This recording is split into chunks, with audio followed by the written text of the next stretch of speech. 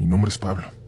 Crecí en una localidad del estado de Tlaxcala, colindante con el estado de Puebla, a unos 30 minutos del Tianguis de San Martín Texmelucan, pero actualmente vivo en Tijuana, donde ya he identificado algunos lugares mencionados en las historias que la comunidad ha compartido.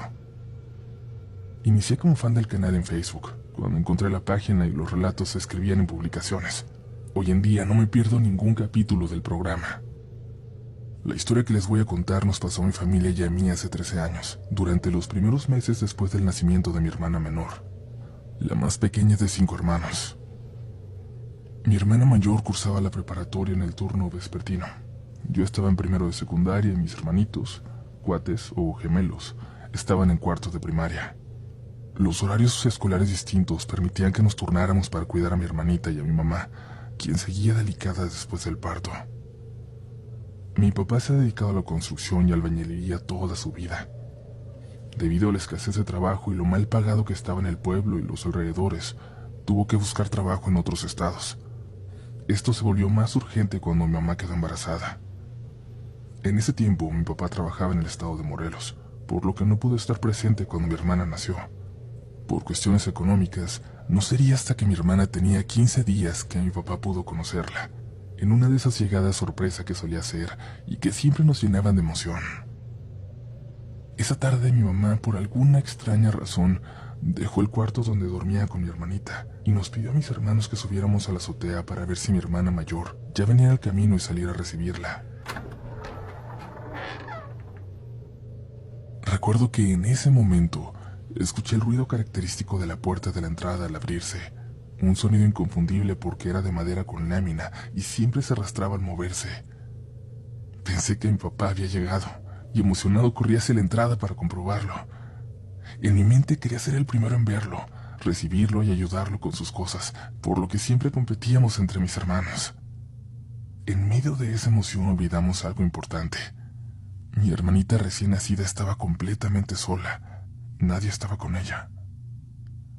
No pensamos en eso hasta que ya era tarde. A medio camino me pareció ver un bulto negro en el patio. Aunque no estaba bien iluminado, aquello destacaba en la oscuridad. Una sensación de miedo me recorrió y sin pensarlo regresé corriendo a la habitación lleno de pánico. Cuando llegué, mi mamá también estaba entrando al cuarto con prisa, como si supiera que algo malo estaba pasando. Todo ocurrió muy rápido. Recuerdo haber visto una figura oscura, una silueta en cuclillas a los pies de la cama donde dormía mi hermanita. Parecía observarla fijamente. La figura volteó hacia nosotros cuando entramos. Mi mamá gritó, reprendiendo lo que fuera aquello, como suelen hacerlo los cristianos.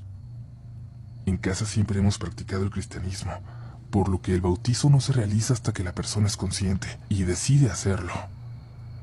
Esto es diferente a otras religiones, donde el bautizo se toma como una protección para el alma de un infante ante el mal. Escuché a mi mamá gritarle a esa cosa, decirle que era astuta por habernos sacado a todos del cuarto, pero que su plan había fallado, porque quien estaba con nosotros era más poderoso. Todo ocurrió en cuestión de segundos. De repente sentí una ráfaga de aire fuerte salir del cuarto y mi mamá y yo salimos de inmediato. Desde las milpas cercanas escuchamos como algo se movía entre las mazorcas. Al mirar con atención, vimos una figura trepar muy ágilmente un árbol de capulín. Esto es muy difícil de describirlo, comunidad. Aquello parecía humano, pero su forma se retorcía, cambiando, mutando a la de una especie de reptil del tamaño de una persona chiquita mientras subía. Al llegar a la cova se quedó inmóvil, observándonos desde el lecho de ramas. Mis hermanos bajaban de la azotea cuando todo ocurrió. Ellos afirmaron que habían escuchado una voz que les tarareaba una canción que los dejó como hipnotizados hasta que los gritos de mi mamá los hicieron reaccionar. Esa noche no dormimos. En el techo de la casa se escuchaban pasos y de vez en cuando el sonido de algo que parecía un guajolote, pero muy, muy grave. Este tipo de acechos no fue el primero ni el último. En otras ocasiones, cuando subíamos a esperar a mi hermana mayor, a lo lejos veíamos como una bola de fuego que aparecía y desaparecía entre los árboles cercanos a la casa. Actualmente mi hermana tiene 13 años. Es rebelde, como quizás muchas niñas de esa edad, pero algo que debo mencionar es que desde pequeña ha sido acechada por este tipo de seres. Ha tenido encuentros con una mujer que aparece en la casa cuando está sola, entre otras cosas que, si me lo permiten, les iré contando más adelante. Espero que esta pequeña historia pueda aportar algo al canal. Me disculpo si mi redacción no es la mejor, y agradezco mucho el trabajo que hacen al compartir nuestras historias. Gracias por leerme.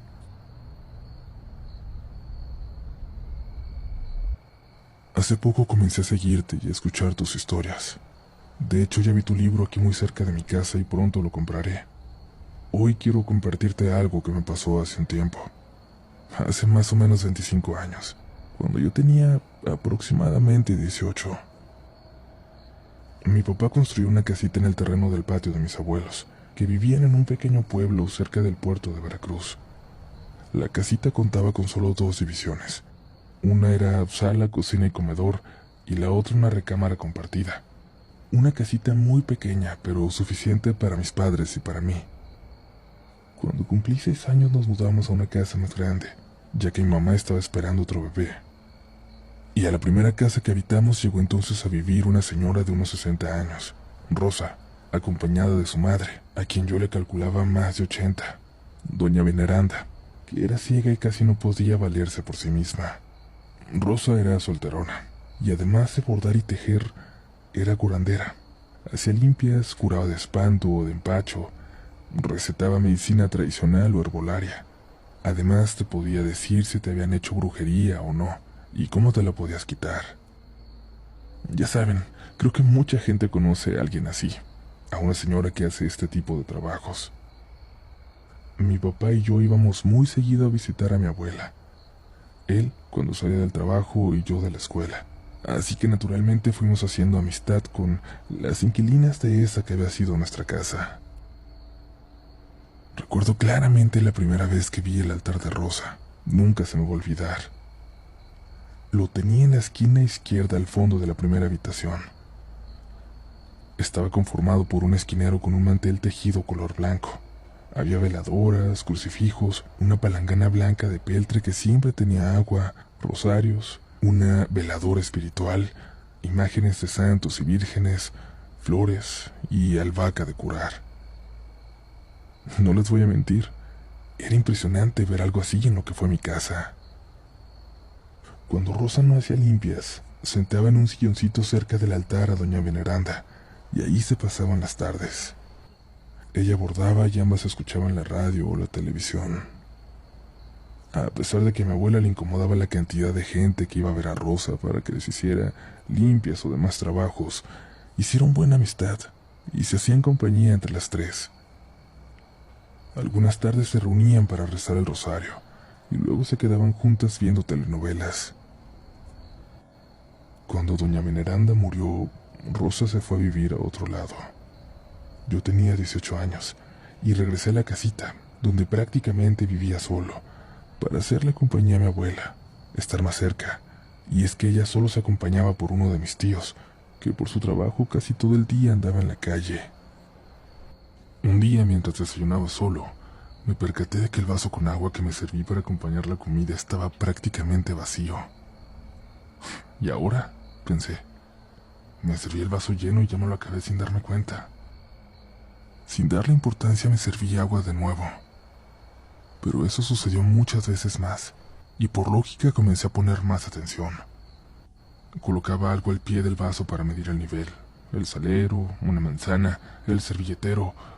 Comía, me distraía con la tele o leyendo y, luego de unos minutos, había menos agua. Empecé a imaginarme que estaba loco, pues vaso de agua que me servía, vaso de agua que se consumía sin que yo lo tocara. Cuando esto pasó ya muchas veces, le conté a mis papás, asegurándoles que alguien me estaba tomando el agua. Claro, ellos me tildaron de loco y dijeron que solo era mi imaginación, y decidí intentar no darle mayor importancia, ignorar lo que sucedía. Pero seguía pasando. Me servía agua y comida y mientras comía, el agua iba bajando de nivel sin que yo le tomara. No es que yo viera cómo el agua bajaba, no. Simplemente me servía el vaso lleno y a los pocos minutos ya estaba en la mitad. Es muy sencillo, sí, pero hasta ahora lo pienso y me siguen dando escalofríos.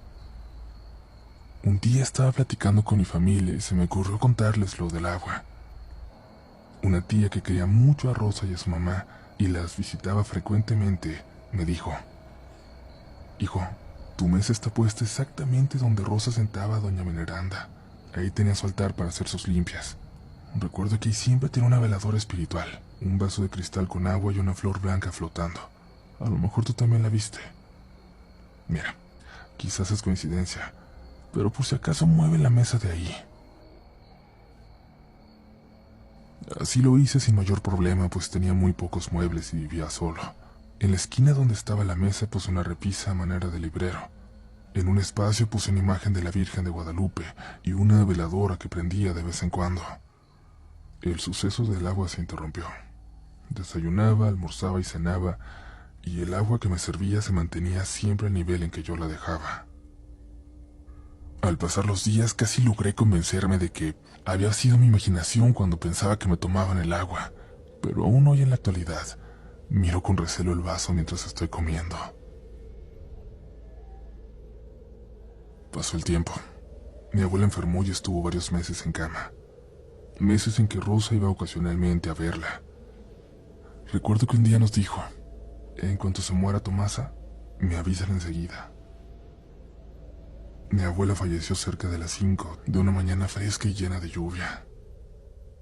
Después de hacer los preparativos iniciales, mi papá me dijo que fuera a avisarle a Rosa, y caminé como 25 minutos hasta su casa, ubicada en una colonia rural, apartada.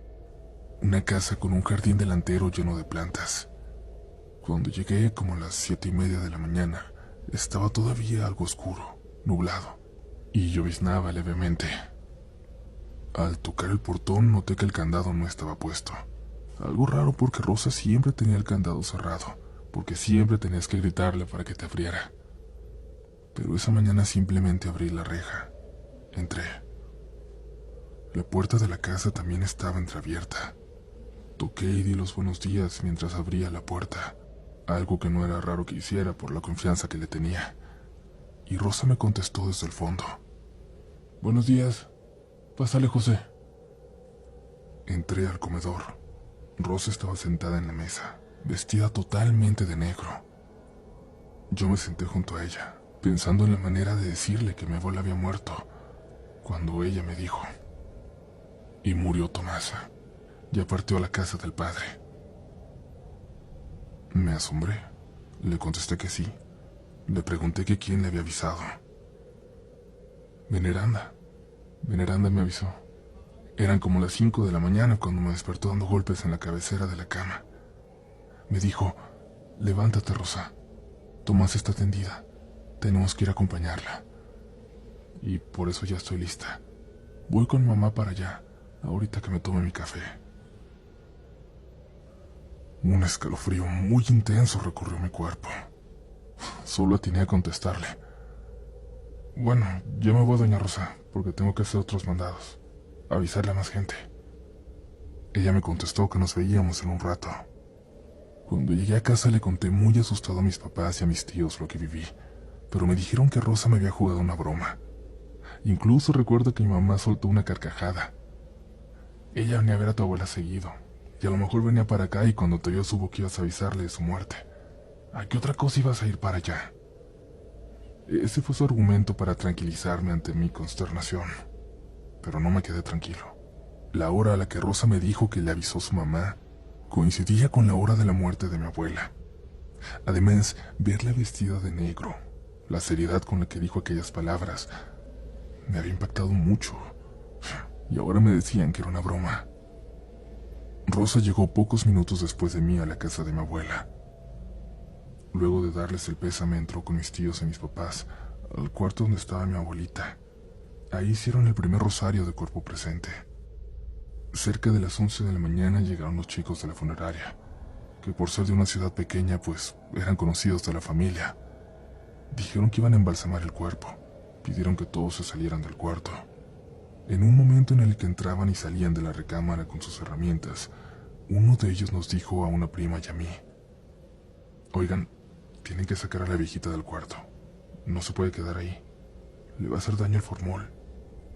Mi prima le dijo: ¿cuál viejita? Si ya salimos todos y no hay ninguna viejita en el cuarto. Y él contestó: claro, hay una señora sentada en la esquina junto a la ventana. En ese momento su compañero, que acababa de salir de la recámara, le gritó que se apurara, que ya no había nadie, que tenían que empezar con lo suyo. Y yo obviamente me inquieté, aunque mi prima no hizo caso. Me pidió que le ayudara a hacer otros mandados y que dejáramos pasar el asunto. Entre los familiares que llegaron, una tía trajo una perrita. Era una cocker ya algo vieja.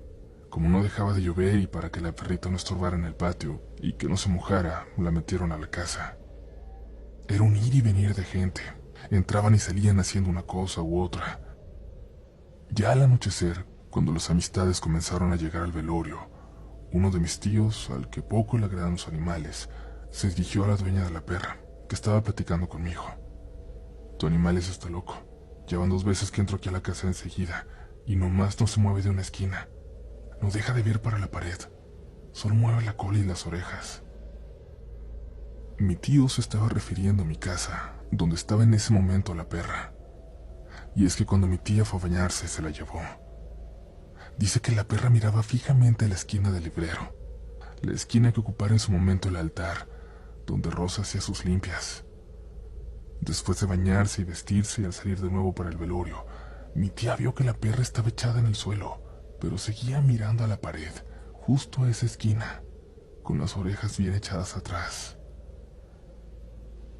Nos dijo que la llamó varias veces para meterla al cuarto, pero el animal incluso reaccionó un poco violento y la asustó. Decidió dejarla donde estaba, bastante asombrada por la desobediencia de este animal. Cerca de las 8 de la noche, Rosa pidió que alguien la llevara a su casa para bañarse, para cambiarse de ropa. Un vecino se ofreció a hacerlo en su coche. Cuando el muchacho regresó, nos contó que le había pasado algo muy raro. Dijo que por un momento, al ir platicando con Rosa, sintió que alguien más iba en el asiento de atrás, que sentía que lo veían por la espalda, que alguien iba con ellos en el coche. No dejaba de ver por el retrovisor, pero la presencia de Rosa lo tranquilizaba. Así que se enfrascó en platicar con ella, porque obviamente atrás no iba nadie. Nos dijo que en cuanto Rosa se bajó del coche y él la vio entrar a su casa, dejó de sentir que lo observaban. Dejó de sentir a alguien en el auto. El vecino entonces esperó a Rosa cerca de media hora. Nos dijo que cuando Rosa iba a subir de regreso, le pareció ver por el retrovisor que una señora venía con ella, pero la vio muy fugazmente. La sensación de ser observado volvió a aparecer en cuanto Rosa se subió, y así hasta llegar a la casa de mi abuelita. Una vecina le dijo que seguramente estaba muy nervioso por la muerte de su madrina Tomasa, que la lluvia hacía que la noche se sintiera pesada, que tratara de tranquilizarse, y se dio de nuevo entonces carpetazo al asunto. Fuera de ese suceso, el velorio transcurrió sin contratiempos, si podemos llamarle así.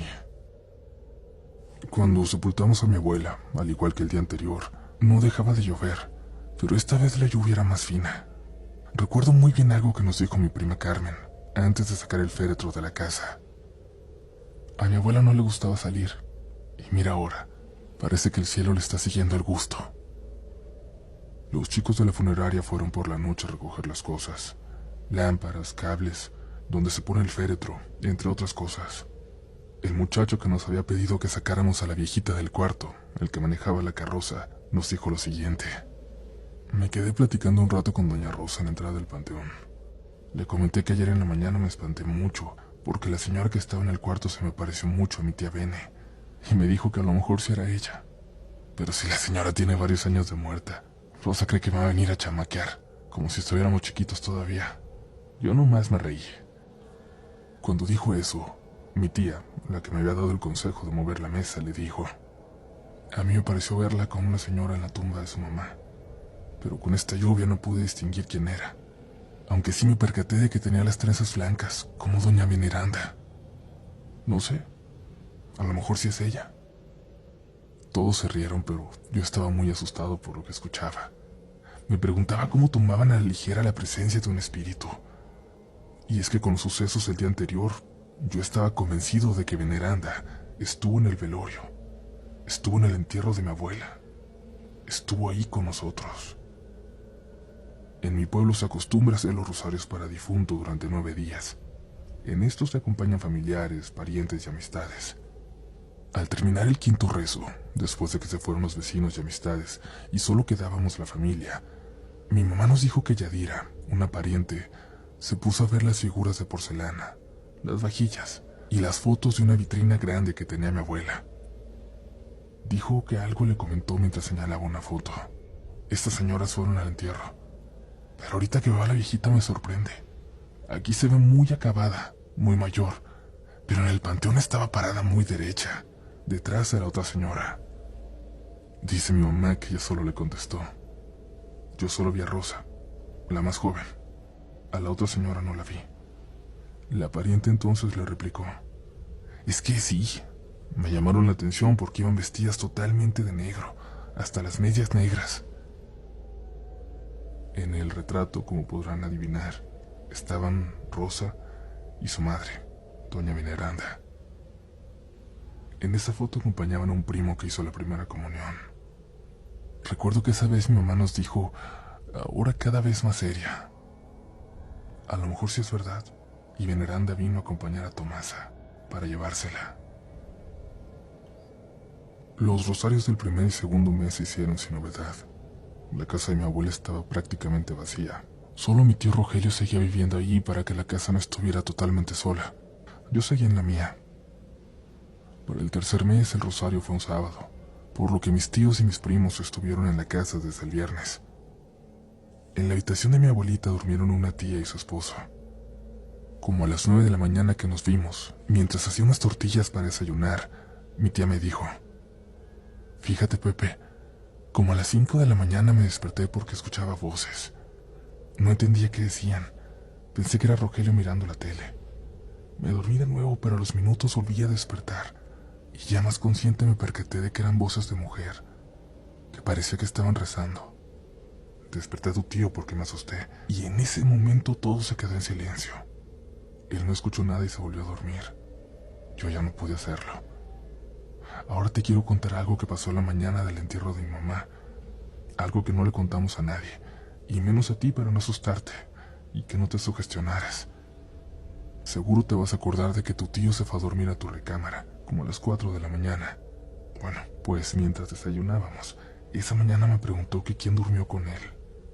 Yo le dije que nadie, que los chamacos se durmieron en la sala y que yo no había dormido. Pero él seguía bien enojado, diciendo que alguien se le había acostado al lado, que hasta escuchó cómo le roncaban bien cerca. Yo le dije que todos se habían acostado en otro lado, que nadie había entrado para allá. Pero él siguió enojado, diciendo que no estaba loco. Entonces yo le respondí a mi tía: oiga, tía, ¿y si es verdad que Veneranda vino con Rosa el día del velorio? Fueron muchas cosas raras las que pasaron. Ustedes las tomarán a broma, pero si nos ponemos a pensar fríamente, no pueden ser coincidencias todas las cosas que pasaron. Mi tía me contestó: pues si no era Veneranda, a lo mejor era algún espíritu de los que Rosa invoca con sus brujerías. ¿Quién sabe qué tantas porquerías hizo ahí en tu casa? Ese día, además de ofrecer el rosario por el descanso del alma de mi abuela, también lo ofrecieron por Veneranda. Y el cuarto mes también pasó algo muy extraño. Durante la madrugada y parte de la mañana, la casa se llenó de olores a albahaca, a lociones de las que usan en los templos. La familia que estuvo temprano dijo que el olor era más intenso en mi casa. Y sin ningún motivo aparente, el olor desapareció de repente. A la mitad del rosario, ese y la misa también se ofrecieron por la tía Veneranda, al igual que todos los siguientes. Después de ese día, nada más se volvió a escuchar en la casa. Nadie más vio nada raro. Me parece increíble que nos sucedan cosas extrañas y no reparemos en ellas hasta no hilvanarlas, entrelazarlas con las que vivieron los demás. Hasta la fecha yo estoy convencido de que el espíritu de Veneranda nos acompañó durante el velorio, durante el entierro de mi abuelita. Desde ese tiempo he querido compartir algo con ustedes, aunque no es fácil hablar de esto. Siempre he sido muy miedoso, pero la verdad es que mi fascinación por lo paranormal es más fuerte que mi miedo. Por eso quiero hacerles una pregunta. ¿Alguna vez han estado en una casa embrujada? Si su respuesta es no, déjenme contarles algo. Yo vivo en una. Desde que tengo memoria, esta casa ha sido un lugar extraño. Llegué aquí cuando tenía 4 años. Ahora tengo 18. Y puedo decir que el tiempo no ha hecho que las cosas sean menos aterradoras. La casa es de mi abuela. Y siempre hemos sido solo ella y yo, porque mi papá trabaja hasta muy tarde. Los sonidos aterradores comenzaron desde que yo llegué aquí. Y al principio me decían que era solo mi imaginación.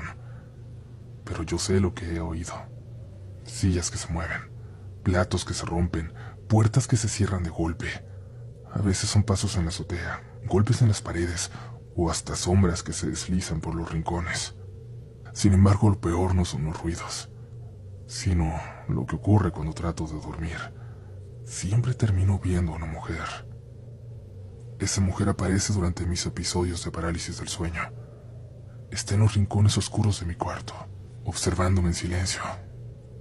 A veces se ríe, mostrando unos dientes amarillos, horribles y manchados, como si nunca los hubiera cuidado.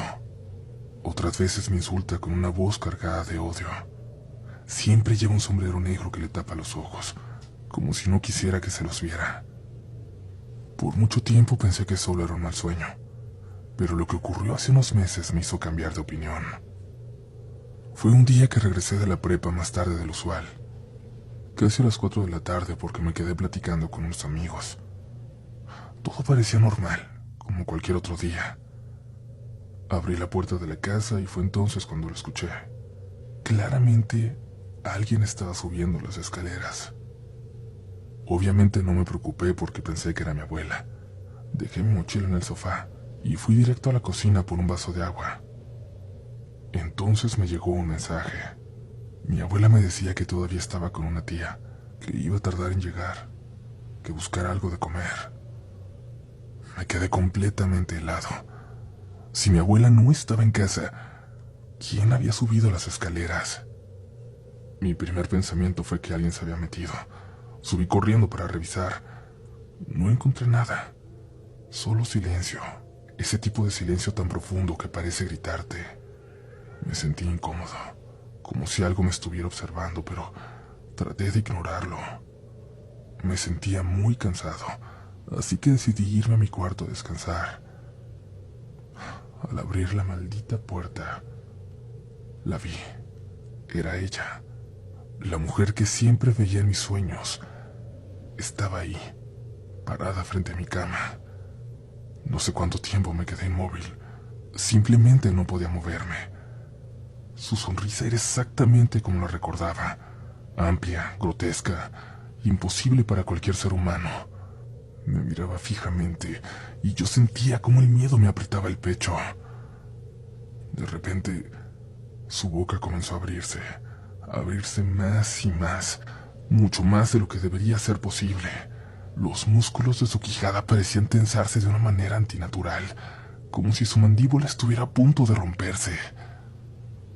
Solo quien haya visto una manifestación así, real como una persona, real como la peor de las pesadillas, puede entender el miedo que te puede provocar. Un miedo de morir en ese momento porque tu corazón ya no aguanta más. Un miedo del que ya no hay regreso. Quise gritar, pero no podía. Sentí como las lágrimas caían por mi rostro. Estaba paralizado, temblando de miedo. Y entonces habló. O al menos la escuché porque su quijada estaba por caerse. Aún no te toca a ti. Su voz era grave, fría. Resonaba en mi cabeza como si estuviera dentro de mí. En ese instante mi cuerpo reaccionó. Pude moverme y corrí. Bajé las escaleras casi cayéndome y salí de la casa sin mirar atrás.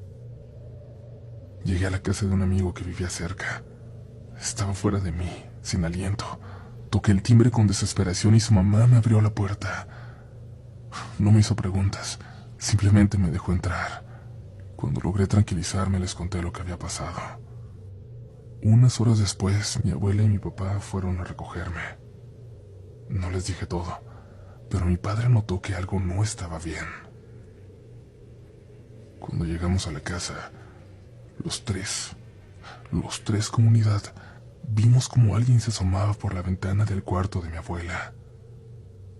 Mi papá decidió entrar primero para revisar. Revisó toda la casa, pero no encontró a nadie. Cuando nos dejó entrar a nosotros, vimos que todo estaba destrozado. Libreros caídos, platos rotos, focos reventados. Esa noche no pude dormir. Me quedé en el cuarto de mi papá porque no podía estar solo. Y desde ese día me da terror dormir en mi habitación. La única forma en la que logro hacerlo es siempre teniendo una lámpara encendida. Lo más extraño es que desde aquel evento rara vez he vuelto a tener parálisis del sueño. Pero todavía tengo miedo. Miedo de que esa mujer regrese. De que me vuelva a mirar con esa sonrisa imposible, como lo hizo aquella tarde. Aquí comienza la historia de mi abuelito. Mi abuelo, a quien muchos conocen como Don Beto el Panadero, actualmente se dedica precisamente a eso, a la panadería, pero antes vendía tortillas, masa y pollo en comunidades alejadas de nuestra ciudad. Solía salir de madrugada para llegar a tiempo a las rancherías, ya que las amas de casa compraban temprano los ingredientes para preparar el desayuno de sus familias. Él era bien conocido por sus horarios puntuales y su amabilidad. Una madrugada lluviosa de febrero, mi abuelito se preparó como siempre para hacer sus entregas. En ese entonces no viajaba solo, lo acompañaba uno de mis tíos, que tenía 17 años. Durante el trayecto cruzaron un puente que conecta nuestra localidad con las comunidades rurales. Justo al bajar por la orilla del camino, mi abuelo pudo ver a una anciana parada bajo la lluvia. Él, siendo un hombre de gran corazón, no podía dejarla ahí con el riesgo de que algo le ocurriera. Así que se detuvo, bajó a la ventana y le ofreció llevarla. La anciana aceptó, subió al auto. Cuando mi abuelito le preguntó a dónde iba, la señora le dio una dirección que estaba en ruta hacia las entregas. Así que sin más problema continuaron el viaje. Todo parecía normal, hasta que mi tío notó un olor peculiar en el interior del auto. Era un olor a cera de veladora, algo muy específico pero fuera de lugar. Mi tío, de madrugada, dándose cuenta de lo que esto podía significar, le dijo a mi abuelito que se sentía mal, que prefería irse en la parte trasera de la camioneta, que era una 4x4 diseñada para los terrenos rurales. Mi abuelito se detuvo para que mi tío pudiera cambiarse de lugar, y entonces continuó el viaje platicando con la anciana. Siempre conversador, mi abuelito comenzó a platicar con la mujer.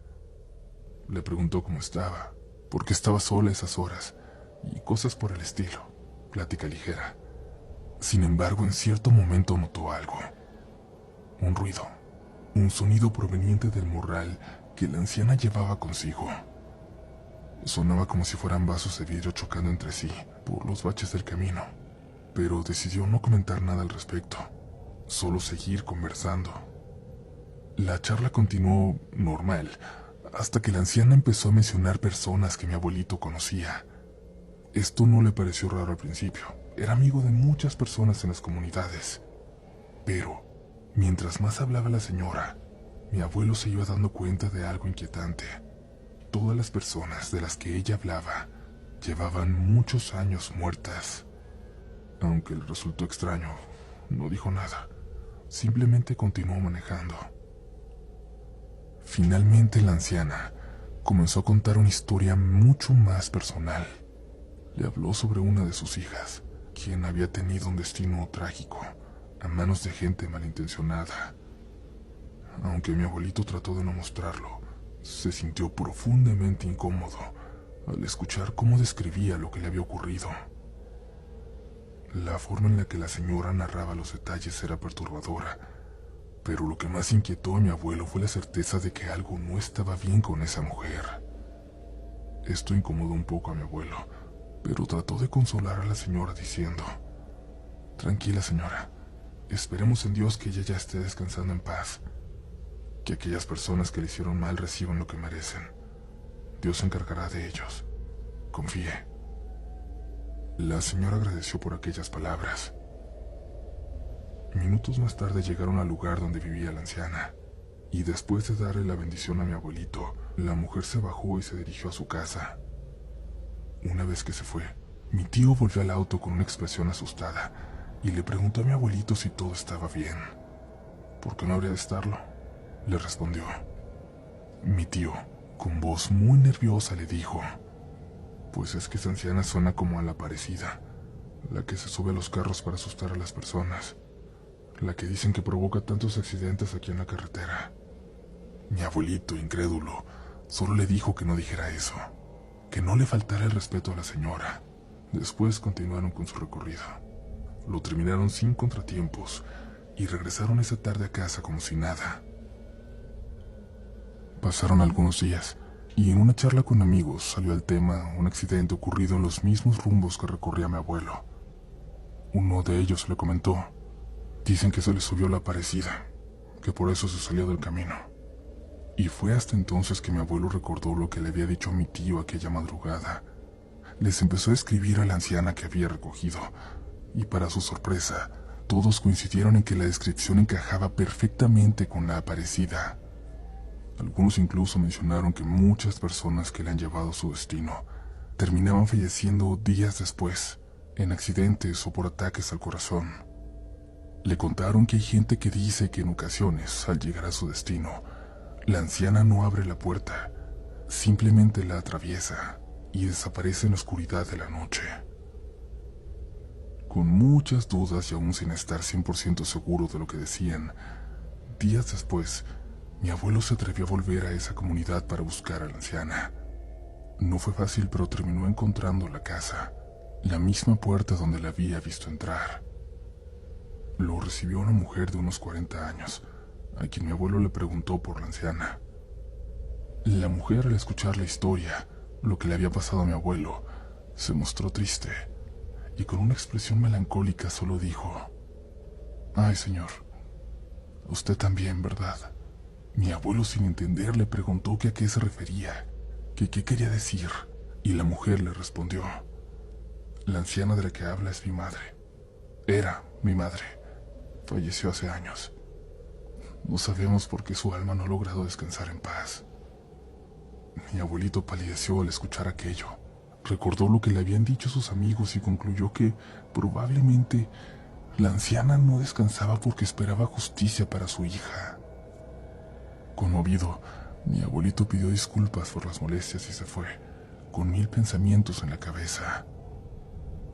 Durante días no dejaba de preguntarse por qué no le pasó nada aquella noche. Pasó el tiempo y mi abuelo siguió con su vida, pero unos meses después, mientras hacía sus entregas solo, volvió a verla. La anciana estaba de pie junto al camino, exactamente como aquella primera vez. Mi abuelito, al reconocerla, se persinó y solo pudo decir mientras aceleraba: «Discúlpame, de verdad, pero ahora que sé quién eres, ya no te puedo dejar subir. No te subas a mi carro». Esta historia termina aquí, pero no es la última experiencia que tuvo mi abuelito. Incluso desde pequeño, siempre ha tenido una extraña conexión con sucesos paranormales. Creció en un rancho sin electricidad, donde para alumbrar se usaban velas y donde él y sus hermanos vigilaban los cultivos en el campo. Podría decirse que le aplica ese meme de «se agarró a machetazos con el diablo en el cerro», pero esa ya será una historia para otro día. Muchas gracias por leer este relato. No les pido que me crean, pero uno empieza a creer cuando vive este tipo de cosas. Les mando un saludo y espero que puedan dormir tranquilos esta noche.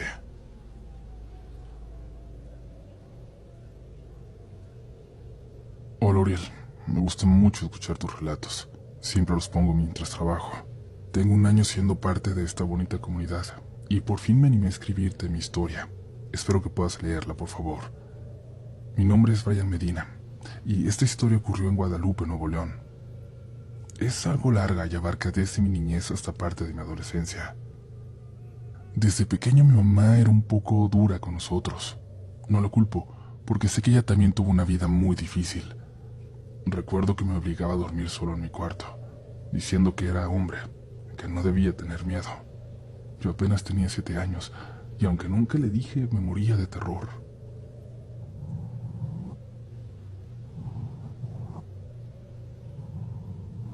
Cada noche al recostar mi cabeza en la almohada, escuchaba como si algo rascara la parte inferior de mi cama.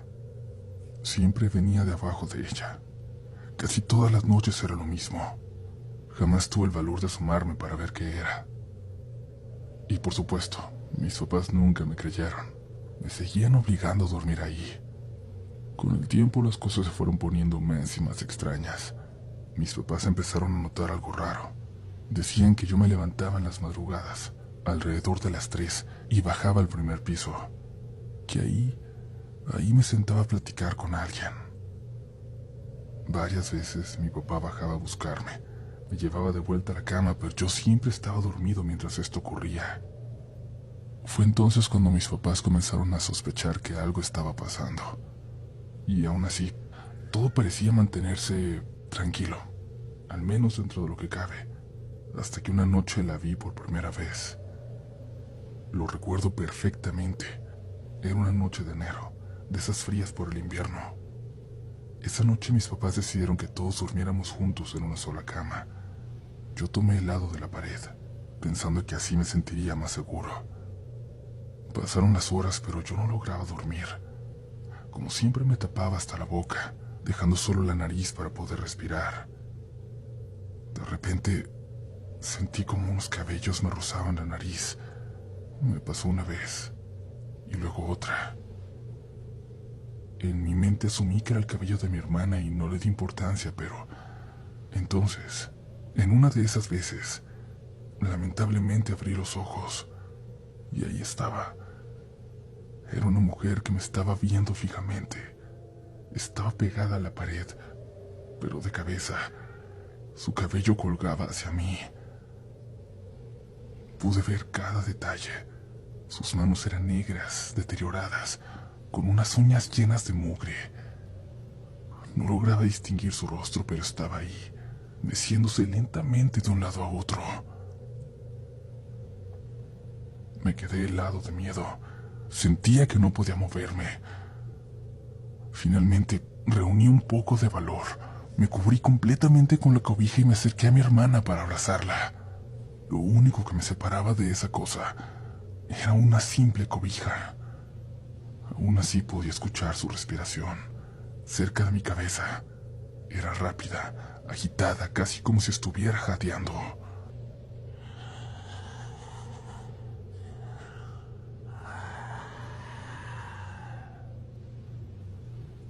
De repente, el ruido de mi papá levantándose al baño la espantó. Y entonces se fue, y por fin pude dormir un poco. El amanecer me alivió bastante. Sabía que mi papá se levantaba temprano para ir a trabajar, y los primeros rayos del sol me dieron algo de tranquilidad. Esa casa siempre tuvo una vibra extraña desde que llegamos. Incluso la forma en que mis papás la consiguieron fue rara. Ellos cuentan que no era la casa que originalmente habían escogido. Los de la constructora les dijeron que la que habían reservado ya estaba ocupada, pero que tenían otra disponible, una que unos clientes anteriores no habían querido. Esa fue la casa que nos dieron. Era la última del terreno, y justo a un lado tenía un barranco y un terreno baldío. Muchas veces en esa casa soñaba con una niña. No tenía boca, parecía como si estuviera quemada. Su cabello era corto y sus ojos eran de un café oscuro y profundo. Siempre la veía en mis sueños. Ella intentaba decirme algo, pero no lograba entenderla. Al no tener boca, lo único que se escuchaba de ella era una especie de tarareo. Mi hermano también vivió experiencias muy extrañas ahí. Él recuerda, por ejemplo, un 2 de noviembre, en la madrugada. Mientras dormía, algo lo despertó. En nuestro cuarto teníamos alfombra y un dinosaurio de juguete que se activaba cuando alguien se paraba frente a él, emitiendo un pequeño sonido. Esa noche, mi hermano escuchó como si alguien se arrastrara sobre la alfombra. Se quedó congelado de miedo. Lo que lo hizo reaccionar fue que el dinosaurio se activó, de repente, como si hubiera detectado a alguien frente a él. Mi hermano se levantó para ver qué pasaba. Se le ocurrió simplemente quitarle las pilas al juguete para que ya no se activara, pero no tenía pilas. Asustado fue a despertarme y juntos nos fuimos al cuarto de mis papás.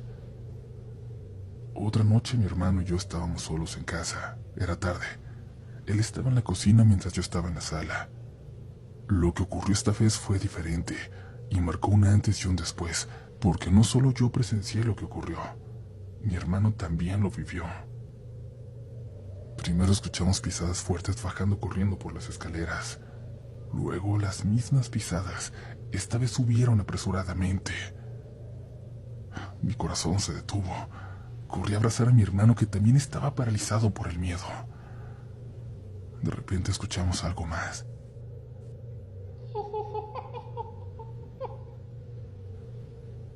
La risa de una niña que provenía claramente del segundo piso. Era como si estuviera brincando, jugando. El terror que sentimos fue indescriptible. Simplemente nos abrazamos y juntos comenzamos a caminar hacia la puerta de salida, sin atrever a separarnos un centímetro. Cada paso nos parecía eterno. Finalmente corrimos hacia la puerta de enfrente y nos quedamos ahí, viendo la ventana del cuarto donde habíamos escuchado los ruidos. Cuando mis papás llegaron, se sorprendieron al vernos ahí afuera, a las 2 de la mañana. Nos preguntaron qué había pasado, y aunque yo no quería decir nada porque nunca nos creían, dejé que mi hermano les dijera. Esa noche algo cambió en ellos, porque finalmente entendieron que lo que nos pasaba no era solo nuestra imaginación. Fue la gota que derramó el vaso, y decidieron que debíamos mudarnos. Nos cambiamos a una casa en Santa Mónica, Juárez, Nuevo León, pero ahí las cosas no mejoraron, empeoraron. Recuerdo una noche en particular. Habíamos llegado tarde de casa de mi abuela, alrededor de las 2 de la mañana también. Mi papá corrió al baño apenas entramos, y yo fui a limpiar mis zapatos porque había pisado popó de perro. En mi cuarto había una ventana que daba hacia el porche, donde había un pequeño barandal. Mientras pasaba por la ventana, noté una pequeña abertura en la cortina. Por alguna razón sentí curiosidad y miré hacia afuera. Ahí la vi. Era una niña, parada del otro lado del barandal. No puedo asegurar que era la misma niña de mis sueños, pero algo me decía que sí. Su pelo ahora era largo y oscuro, y la luz de la calle apenas alcanzaba a delinearla. No se veían sus ojos ni sus manos. Era simplemente una sombra inmóvil, simplemente mirándome. En ese momento lo único que pensé fue que quizás era una vecina, una amiga de mi hermana. Pero entonces noté algo peor. La niña no tenía pies. No los tenía. Estaba flotando. Me quedé como pasmado una eternidad, aunque seguramente solo fueron unos segundos. Lo que me hizo reaccionar fue el ruido de mi papá saliendo del baño, y en ese momento la niña simplemente desapareció hacia el suelo, como si se hubiera desvanecido en el piso. Corrí con mi papá y le dije que había una niña allá afuera, y él salió conmigo, linterna en mano, pero por supuesto, ya no había nadie, ya no encontramos nada raro. Las cosas siguieron sucediendo, cada vez más extrañas. Una noche, mientras nos regañaban a mí y a mi hermana, mi hermano mayor salió de su cuarto y nos miró confundido. Nos dijo que había visto a alguien asomarse por su ventana, la que daba al patio trasero. Todos salimos a revisar, pero no había nadie. Y creo que esa fue la primera vez que todos, incluidos mis papás, se dieron cuenta de que algo realmente no estaba bien. Mi hermano mayor me dijo: Brian, ahora sí, realmente te creo. Pasó el tiempo, comunidad, y nos mudamos de casa varias veces, pero parecía que llevábamos la maldición con nosotros. A lo largo de los años seguí soñando con la misma niña sin boca, pero lo que ocurrió cuando tenía 18 años fue lo más impactante. Mi novia, que ahora es mi esposa, estaba embarazada en ese entonces. Desde el principio yo sabía que íbamos a tener una niña, aunque todos decían que sería un niño. La última vez que vi a la niña de mis sueños, fue una noche mientras dormía solo. Estaba recostado de lado y al abrir los ojos, ahí estaba otra vez. Pude verla con más detalle. Su boca estaba quemada, como si hubiera sido achicharrada. Sus ojos me miraban con una intensidad aterradora. Parecía que trataba de decirme algo urgente. Se movía lentamente de un lado a otro, tarareando esa misma canción que siempre escuchaba en mis sueños. Sentí un terror que recorrió todo mi cuerpo. Cerré los ojos para intentar que desapareciera, pero el tarareo se acercaba más y más, como si estuviera junto a mí, como si estuviera en mi oído. Después de unos minutos, la escuché retroceder hacia el ropero y finalmente desapareció. Esa fue la última vez que supe de ella. Poco después nació mi hija, y aunque no sé si fue coincidencia o no, algo en mi corazón me dice que esa niña y mi hija están conectadas de alguna manera.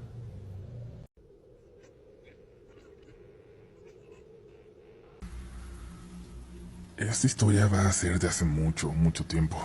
Me la contaba mi abuelita, y es de cuando ella estaba muy jovencita, así que imagínense. Desde aquel entonces ella siempre creyó que su tío Seferino era raro, pero entre más viejo se hacía, más extraño se volvía. Hablaba solo, le hablaba al monte. Pocas veces contaba de su infancia, del pueblo donde había nacido, Ojo de Agua de la Palma en Zacatecas. Mi abuela llegó a ir alguna vez. Decía que desde ese entonces el lugar estaba prácticamente abandonado, con casas ya casi derruidas y calles de tierra que parecían el mismo monte. Una tarde nublada, en un cumpleaños de mi abuelita, su tío Seferino le confesó que a él le ponían muy triste los cumpleaños, y viendo a su alrededor, asegurándose de que nadie le escuchara, le contó por qué. Cuando él era niño tenía una hermana llamada Clarita. Una madrugada la sorprendió hablando con alguien debajo de su catre. No se veía nada allá abajo por lo oscuro, pero él juraba que después de un ratito de estar despierto, de poner atención al silencio, empezó a escuchar voces, varias, susurrando al mismo tiempo, como si varias gargantas repitieran las mismas palabras en coro. Movido por la curiosidad, decidió espiarla todas las noches. Intentaba despertar cada que la escuchaba hablando sola, y siempre después de un rato, siempre, las voces empezaban a contestar. En una ocasión la escuchó salir de la casa por la ventana, caminar hacia el baño de pozo, y él se salió detrás de ella y trató de ver de lejos.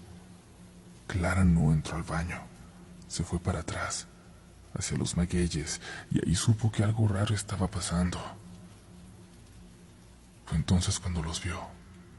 Criaturas pequeñas, del tamaño de sus muñecos de trapo, con rostros que parecían de piel marchita y manitas huesudas. Vestían ropas sencillas como campesinos de antes y sonreían apretando los dientes. Clara les ofrecía flores, pan, hasta alguno de sus juguetes, y ellos recibían todo con un gesto solemne como si fueran ofrendas. Seferino volvió corriendo a su cama y ahí se escondió muerto de miedo. Con los días, Clara le dijo que ya no se iban a ver, que no se iban a ver por mucho tiempo. Le pidió que no llorara y que no le dijera a nadie, que tenía que confiar simplemente en que se iban a volver a encontrar. Esa misma noche, Seferino la vio bajar al patio y perderse entre los magueyes, y Clarita nunca volvió. Esa fue la razón por la que su familia se fue del pueblo, por la tristeza de haber perdido a Clara. Pero a él lo ponía muy triste la promesa de su hermana, de que se iban a volver a ver. Pensaba que por eso a lo mejor iba a regresar, que le iban a llevar de vuelta a las criaturas a buscarlo, y que se iba a encontrar nada más con una casa vacía. Después de contarle esto a mi abuelita, el pobre de su tío Seferino se puso a llorar, y luego se fue a caminar solito. Siempre estaba triste, pero cada vez se le notaba más. Un día lo fueron a buscar a su cuarto y ya no estaba. Cuando lo empezaron a buscar por el pueblo, alguien dijo que salió muy temprano, diciendo que iba a buscar quién lo llevara hasta Ojo de Agua de Palma, a su pueblo, a donde había nacido. Hasta allá fueron a buscarlo, hasta las ruinas de su casa. Había huellas recientes en la tierra blanda que se perdían entre los magueyes, como si alguien recién hubiera andado por ahí, y algo les decía que había sido Ceferino. Se sentía su presencia, pero nadie lo vio salir, nadie lo vio entrar o salir de ese pueblo. El hermano menor de mi abuelita, que también andaba ahí buscándolo, le dijo después que cuando estaban en esa casa, escuchó al tío Ceferino hablar y reír. No lo vio, pero pudo escucharlo, como si se fuera adentrando hacia el monte. Nunca lo volvieron a ver.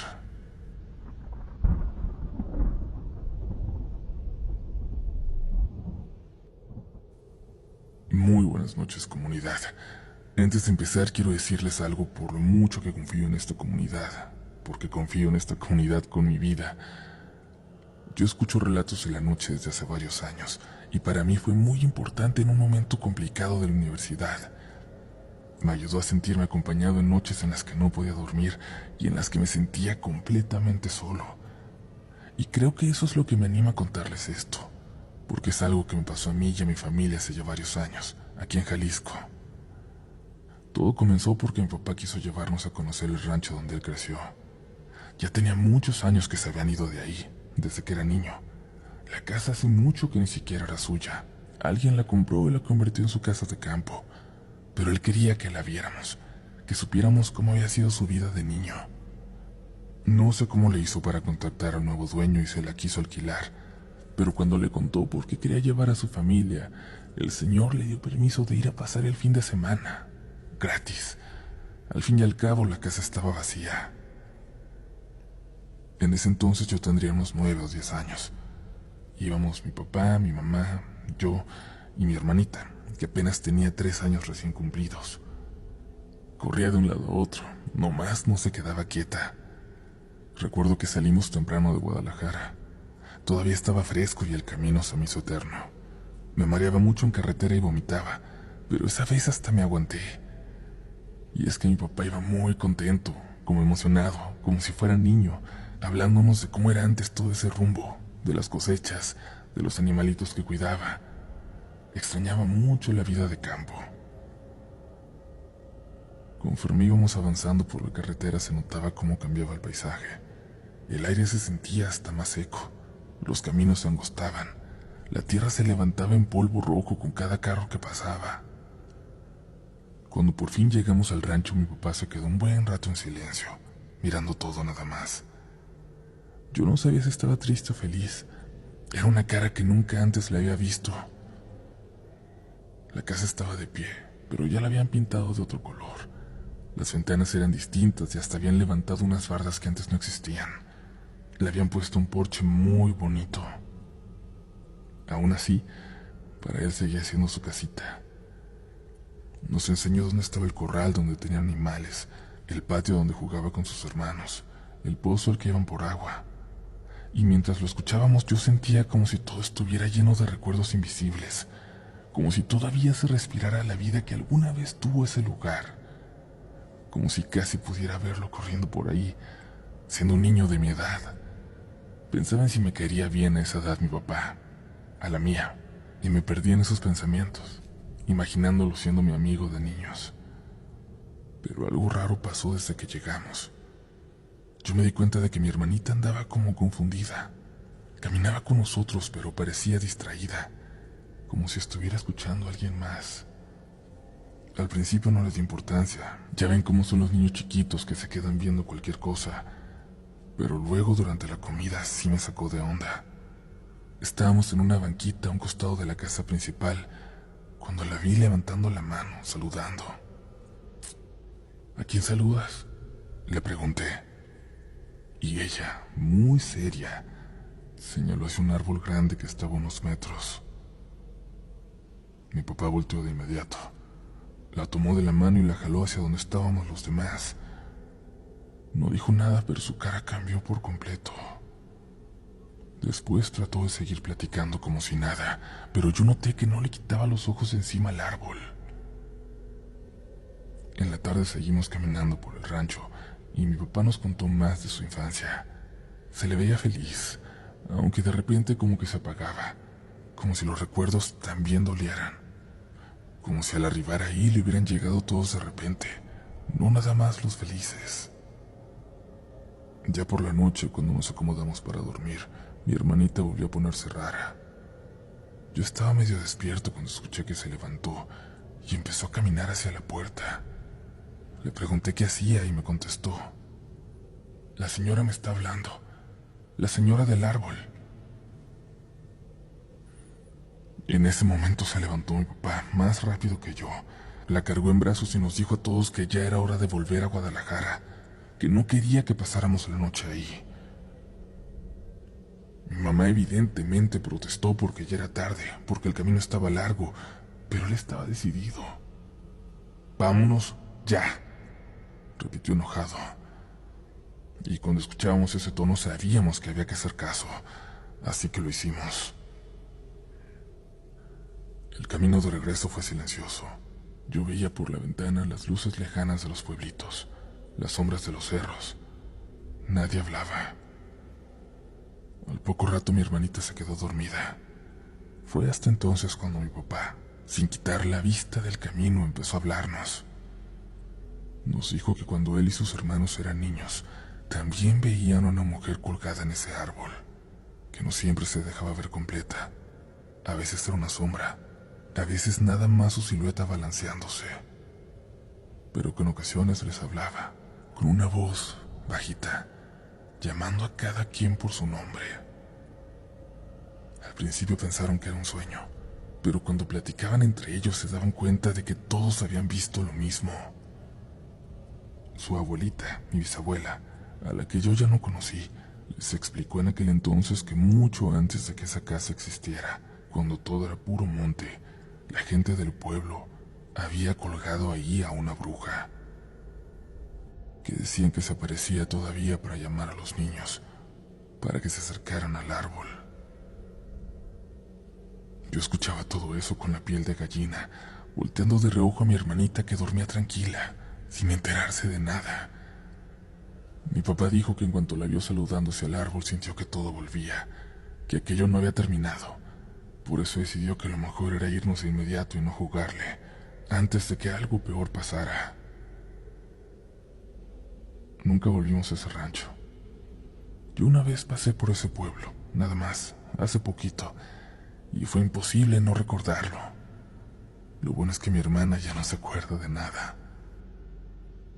Si pienso en lo que vio me da mucho miedo. Me da miedo imaginar a una señora ahí, colgada, llamando a los niños.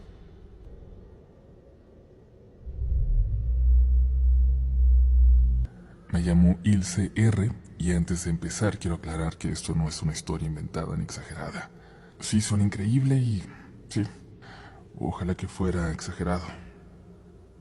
Esto pasó cuando yo iba en secundaria, en un colegio católico de monjas de la Ciudad de México. No voy a decir el nombre porque no solo todavía existe, es famoso, y además varias de las personas que salimos en esta historia siguen por aquí, tratando de hacer su vida. Lo único que diré es que el plantel tiene un patio muy grande con un árbol todavía más enorme. Creo que es un fresno, pero no estoy segura. A veces en primavera soltaba una especie de polvito que se te pegaba en la ropa y nos quejábamos porque la falda azul quedaba llena de puntitos. Allí estaba el árbol, como parado en medio de todo, con raíces que rompían el piso y una banca de cemento a un lado. La banca que siempre estaba ocupada no solo porque era fresca, sino el espacio favorito de la gente popular. Desde primero había un rumor. Decían que si te acercabas al árbol después del atardecer y rezabas cierta oración al derecho y al revés 3 veces, algo iba a pasar. Había quien decía que se aparecía una mujer. Una chica aseguraba que escuchabas tu nombre en el oído. Había muchas versiones, pero todos llegamos a escuchar alguna. La parte que nunca cambiaba era la de la oración. Yo no la voy a escribir aquí ni la voy a decir, en serio. No quiero que alguna niña del colegio o de cualquier otro la escuche y se ponga a jugar a ser valiente. No. Y si la conocen, no lo hagan, por favor. En segundo, yo tenía una amiga muy cercana, Valeria. Éramos de las que siempre se quedaban a ensayar cuando venían los festivales de la escuela. Teníamos una obra de teatro malísima, de esas que hacen para fechas especiales, y nos pidieron quedarnos varias tardes seguidas para repasar nuestras líneas. Esa primera tarde nos juntamos por equipos. Estábamos ya cansadas, muertas de risa porque una compañera decía mamá como si fuera locutora, y cuando por fin nos soltaron, Valeria me dijo: oye, ¿y si hoy lo intentamos? Y yo sabía a qué se refería. Le dije que no, que mejor no, que a lo mejor ese ritual tenía menos de Bloody Mary, de María la Sangrienta, y más de jugar con la Ouija, más de algo real. Y que por qué andábamos llamando cosas al patio, a la escuela, a este plano, como si no tuviéramos suficiente con las matemáticas. Ella sacó una libreta chiquita y me enseñó algo escrito a lápiz. Mira, solo la escribí por si acaso, me dijo, para practicarla. La tengo al derecho y ya la puse al revés, y con marcas para no equivocarme. Hasta ese día yo no había visto la oración. No sé quién se la dictó. A lo mejor fue una cadena de varias generaciones. La leyenda existía desde antes de que naciéramos, claramente. Cuando la leí me dio una sensación muy rara, como cuando te acuerdas de algo que no te conviene recordar, de algo que habías olvidado con un propósito. No era una oración complicada, era cortita. Sonaba como esas cosas que dices sin pensar, como una oración católica, pero a la vez no. A la vez algo sacrílega, sobre todo cuando la decías al revés. Esa tarde no lo hicimos. Fue mi mamá por nosotras y ya. Fuimos a dejar a Valeria a su casa y yo pensé que esa idea se había quedado ahí. Pero al día siguiente, otra vez con los ensayos, nos quedamos tarde, más tarde. Esta vez las monjas se fueron retirando una por una, hasta que no había ninguna en la escuela. La hermana que siempre cuidaba el portón nos dijo que nos apuráramos, que ya casi cerraban, quedábamos pocos equipos. El sol ya se había ocultado hacía mucho tiempo, pero el patio todavía guardaba algo de calor. Valeria me hizo una seña. Traía la libreta. Caminamos hacia la banca del árbol. Yo iba temblando de nervios, pero también con una emoción fea. Esa que da cuando haces algo que sabes que está mal, pero piensas que nada va a pasar. Nos sentamos en la banca. Valeria empezó a practicar la parte de la oración al revés, en voz baja, separando las sílabas con cuidado. Yo la seguía con el dedo para no perdernos, y estábamos a punto de intentarlo cuando se nos acercaron dos chavas de tercero, Paola y Belén. Eran muy amigas de una prima de Valeria o algo así. Eran de esas que ya se sienten grandes y te miran de arriba para abajo. ¿Qué están haciendo en nuestra banca, preguntó Paola, con una sonrisa como si nos hubiera descubierto haciendo algo malo. Nada, dijo Valeria escondiendo la libreta. ¿Nada? A ver qué traes ahí. Ah, ya sé qué van a hacer. Van a hacer la oración del árbol. A ver, háganla si se atreven. Nosotras ya la hicimos el año pasado. ¿O les da miedo? Yo iba a decir que sí, que nos daba miedo, que ya nos íbamos, pero algo dentro de mí me hizo quedarme callada. No sé por qué. Tal vez porque a esa edad uno no quiere que lo vean como cobarde. Paula se sentó junto a mí y me jaló del hombro como para que me acercara al tronco. Yo me paré de un brinco. Valeria, en cambio, no se movió. Ella siempre fue más tranquila, más valiente. Paula dijo: hay que hacerlo 3 veces, al derecho y al revés. Si lo hacen mal no va a servir. ¿Ustedes sí lo hicieron?, pregunté. Claro, contestó Belén. A mí me dijeron mi nombre. Paola dice que sintió que se le paró alguien atrás. A ver, ¿a poco no quieren comprobar si es cierto? Yo pensé, ok, lo decimos una vez, mal, en voz baja y ya. solo para que nos dejaran en paz. Valeria me miró como pidiéndome que nos fuéramos, pero Paola ya estaba contando. 1, 2. Aquí es donde se me fue la máscara de valiente. Cuando dijo 3, yo corrí. Me levanté, me di la vuelta y me fui casi tropezando. No me dio pena, no me importó. Sentí que si me quedaba un segundo más en esa banca me iba a pasar algo. Simplemente lo supe. Lo sentí con una seguridad que, si lo pienso, no he vuelto a sentir para nada más. Escuché que Paola dijo, ¡ay, qué exagerada!, y que Belén se rió de mí, pero me fui. Me escondí cerca del portón, atrás de un muro donde guardaban los garrafones de agua. Me temblaban las manos y me dolía un poco el estómago. Veía el patio desde ahí. Ellas seguían junto al árbol. Valeria no se levantó. Paola tenía la libreta. La vi colocando el dedo para no perderse. No escuché el rezo porque ya estaba lejos, porque había ruido en la calle, pero se notaba que estaban repitiendo eso. Primero el derecho y luego el revés. Paola iba con la voz firme. Belén la imitaba. Valeria cerró los ojos y movía los labios nada más, pero paraba, como si se arrepintiera. Yo lo noté porque la conozco. Vamos, la conocía. Cuando terminaron se levantaron muy rápido, como si quisieran dar por cerrada la escena. Valeria no volteó hacia mí. Paola y Belén sí, pero no me dijeron nada.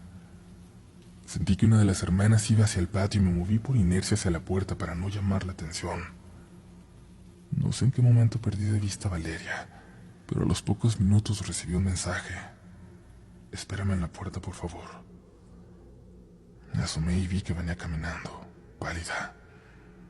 ¿Qué pasó?, le pregunté. No, aquí no, me dijo. Te cuento después. ¿Puedo ir hoy a tu casa? Por supuesto que acepté. Subimos al coche de mi mamá en cuanto llegó y a la media hora ya estábamos en mi cuarto. Pero ella seguía igual. Le di una botella de agua, pero no se sentaba. Caminaba de un lado a otro y con la mano se agarraba a la frente. Le pregunté si le dolía algo, que si quería hablar con mi mamá o que si la llevábamos al doctor, pero ella nada más negaba con la cabeza. No sé por qué, me dijo al fin, pero en mi cabeza escuché que algo me iba a estar esperando en mi casa, hoy. No quiero ir. ¿Me puedo quedar a dormir aquí? La dejé dormir en mi cama. Yo me acosté en un colchón inflable que le dábamos a mi prima. Esa noche nadie durmió bien. No fue por ruidos, ni por apariciones, ni por nada de eso. Fue por la idea, por la posibilidad de que hubiera algo, alguien realmente aguardándola en su cuarto. Yo creo que debe ser horrible tener miedo de ir a tu propia casa. Al día siguiente llegamos con ojeras a la escuela. Paola y Belén no estaban en el patio, tampoco en su primera clase. A mí sobre todo me urgía verlas para comprobar que mi amiga se estaba sugestionando nada más, pero en el receso comenzaron los chismes. Paola había llegado con sus padres a la escuela, con la cara cubierta con una sudadera, y habían pasado directamente a la oficina de la directora. Unas decían que Paola se había desmayado en la noche, otras que le había dado un ataque de ansiedad nada más. Yo no quería acercarme a la oficina, pero Valeria sí, así que fuimos. Y ahí estaba Paola, con la cara llena de rasguños. Algunos eran superficiales, otros se veían feos, muy profundos, como si alguien se hubiera ensañado, sobre todo con sus pómulos, con su cuello. Paola agachó la cara cuando pasó junto a nosotras. No nos dijo nada. Se la llevaron sus papás. En eso, una de las secretarias, la que siempre fue chismosa, se acercó a otra maestra y sin darse cuenta de que estábamos atrás todavía, fingiendo esperar a alguien en el sillón, dijo: Paola va a faltar una semana. Dicen sus papás que anoche se encerró en su cuarto y que gritaba que había alguien más ahí con ella, que la ayudaran. El papá rompió la chapa, pero no había nadie. No había nadie, pero la niña estaba como loca, y les jura que no se hizo los rasguños sola. La mamá dice que primero sí escuchó que había una persona más allá adentro, pero cuando abrieron se dieron cuenta de que no, y pensaron que había sido Paola en un ataque de histeria, hablando con otra voz. ¿Y si había alguien más y se les fue por la ventana? ¿El novio? ¿Alguna amiga? Preguntó la maestra. No, tienen reja, contestó la secretaria. Subrayaron eso los papás, que no había manera de que alguien hubiera entrado o se hubiera salido si no era por la puerta. Belén no apareció en toda la semana, ni en la siguiente. A la tercera supimos por la prima de Valeria, que estaba en el hospital, que al parecer se había aventado del techo de su casa, de 2 pisos. Sin embargo, nadie creía que era por haberse querido lastimar. Decían que fue porque estaba escapando de algo, que porque algo estaba ahí arriba con ella. Ella, les juro que nunca regresó al colegio. No sé si se cambió de escuela o de ciudad, pero nosotras nunca volvimos a verla. Quién sabe si la corrieron o si se fue por decisión propia. Con el tiempo Valeria me contó que durante aquel rezo, durante la invocación, ella se callaba por momentos. Repetía solo pedazos. Lo decía bajito y luego hacía como que tosía o que se equivocaba. Me lo dijo con vergüenza, como quien confiesa que hizo trampa. Pero yo la abracé. No me pareció trampa. Me pareció instinto de supervivencia. Pensamos que ya había pasado lo peor, pero no fue así. Empezó lo demás con cosas chiquitas. Valeria me escribía por la tarde. Estoy en galerías con mi mamá. Y alguien de negro cerca de nosotras, como una monja, parada al otro lado del pasillo. No es ninguna de las hermanas del colegio. Siempre me está siguiendo, pero a la misma distancia. Al día siguiente, un domingo, me dijo: fuimos a Chapultepec con mi tío y mi prima. Sentí que alguien caminaba detrás. Volteé y vi otra vez a la misma monja, igual de lejos. Cuando miraba de nuevo ya no estaba, pero después la volví a ver entre los árboles. Un mensaje más. Ahora la vi en la esquina de mi calle, parada como esperando cruzar, a 40 o 50 metros de mí como siempre, nunca más cerca, pero tampoco más lejos. Siento que no pudiera acercarse más, pero también que se pone a una distancia en la que sabe que voy a verla. Yo siempre le contestaba que podía hacer su gestión, que no se quedara con eso. Y ella me decía que sí, que a lo mejor, pero cuando estábamos en persona temblaba cada que me platicaba de esa monja. Nunca se acercó más, nunca. Eso es lo raro. No se acercó, no habló, no le hizo señas. Solo estaba. A veces parecía que levantaba la cabeza, como si viera con atención a donde estaba Valeria, pero nada más. Fuera de eso, parecía que la monja ni siquiera podía moverse. El hábito no era como el de nuestras hermanas, era más antiguo. No sé explicarlo. No teníamos vocabulario para distinguir telas ni cortes y tampoco éramos expertas en monjas, pero sabía que era diferente. Pasó el tiempo, terminamos secundaria y cada uno se fue a una prepa distinta. Yo dejé de ver a Valeria a diario. Seguíamos en contacto, pero ya no con la intensidad de la escuela. Ella me decía que poco a poco dejó de ver a la monja, que a lo mejor la dejó en paz. Yo creo que ella también quería creerlo. Un día en la prepa le invité a una fiesta de mis amigos. Salió el tema la secundaria por una compañera que también estuvo ahí. Eventualmente la invocación, la leyenda, salió a colación. Estábamos con amigos nuevos contándonos historias de lo más loco que habíamos hecho en la secundaria. Y yo abrí la boca para decir: una vez en la mía había un árbol y Valeria y yo... Pero Valeria me miró directo, con una cara que nunca antes le había visto. Sin mover la cabeza, solo con la mirada me dijo que no. Fue como si me dijera, no la revivas, por favor, déjala ahí. Así que simplemente bajé la voz y cambié de tema. Conté otra cosa sin importancia. Nadie insistió. Quizás al guardar silencio me aseguré de que eso nunca volviera. No volví a ver a Paola y, como les dije, tampoco a Belén. En la universidad conocí a alguien que dijo que había conocido a Belén y me aseguraba que había estado hospitalizada en un lugar psiquiátrico por un cuadro nervioso muy agudo. Pero lo dijo con ese tonito de alguien que no está seguro de lo que escuchó, de alguien que te cuenta un chisme sin saber si es cierto o no. Y nadie supo más. Años después pasé por fuera de mi secundaria, de mi antigua secundaria. Iba en taxi. Me bajé en la esquina para llegar a comprar unas papitas como siempre que salía, como en un acto de nostalgia, y por reflejo me asomé hacia el patio. El árbol seguía ahí, más grande, como si el tiempo lo hubiera premiado por su paciencia. Me dieron ganas de entrar, de asegurarme que no conocieran la leyenda, y si era así, que no anduvieran repitiendo cosas que no entienden, que el valor no está en aguantar una broma de las grandes, que si algo adentro les dice que corran, tienen que correr, como yo, que a lo mejor fui cobarde, pero no me importa. Si lo fui, eso fue lo que me salvó. No sé qué pasó exactamente aquella tarde. No sé si algo se acercó a Paola y le habló al oído. No sé qué vio Belén en su techo. No sé quién o qué caminó a la distancia detrás de Valeria todos esos meses. Sé esto. Hay que respetar esas palabras. Hay que respetar las oraciones.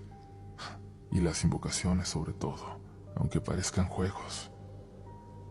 Está claro que muchas no lo son, y en ciertos lugares hay cosas que siento que están esperando que algo les dé permiso de entrar.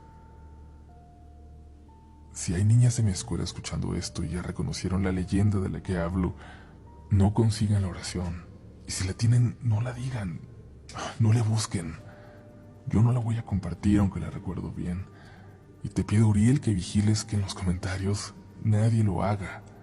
Hay gente que sin saberlo, sin haberlo experimentado, haría cualquier cosa para ser protagonista de su propio relato de la noche. Y si alguien como yo se sabe la historia de memoria, bórrenla.